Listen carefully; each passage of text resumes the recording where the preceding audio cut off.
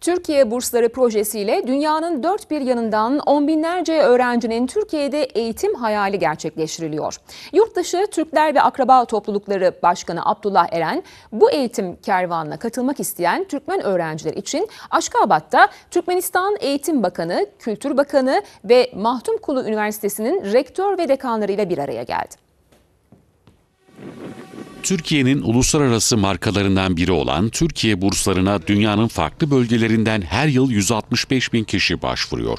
Binlerce kişi burs almaya hak kazanıyor. Burslardan Türkmen öğrenciler de yararlanıyor. Türkiye'de öğrenim görmeye izin verilen öğrenci sayısını artırmak için Yurtdışı Türkler ve Akraba Toplulukları Başkanı Abdullah Eren, Aşkabat'ta bir dizi görüşme gerçekleştirdi. Dost ve kardeş Türkmenistan'dan 92 senesinden beri 3000'den fazla gence devlet bursu imkanı sağladık.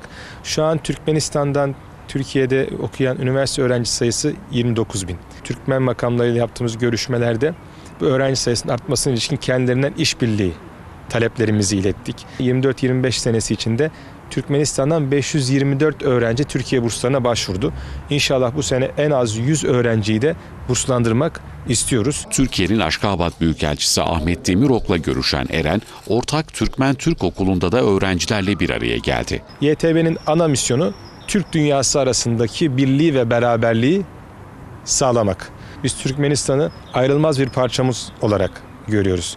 Türkmen gençlerimiz Türkiye'ye gelsin, Türkiye'deki üniversitelerde eğitim alsınlar ve inşallah sonra da Türkmenistan'a geri dönüp Türkiye ile Türkmenistan arasındaki ilişkilere katkı sağlasınlar istiyoruz. Mahtumkulu Üniversitesi'ni de ziyaret eden YTB heyetiyle eğitim alanında işbirliğinin sürdürüleceği mesajı verildi. Eğitim alanındaki işbirliğini geliştirme sürecine dair birçok konuyu ele almış bulunuyoruz. Ve bu konuda bu görüşmeler çerçevesinde alınmış kararların yakın zamanda bir sonuç vereceğine inanıyor ve bu alandaki çalışmalarımızı ilerletmeye düşünüyoruz. YTB tarafından her yıl farklı ülkelerden 5000 yeni öğrenciye burs veriliyor. Devlet ve vakıf üniversitelerine yerleştirilen öğrencilere 4500 lirayla 9000 lira arasında ödeme yapılıyor. Öğrencilerin ulaşım, barınma ve eğitim masrafları da karşılanıyor.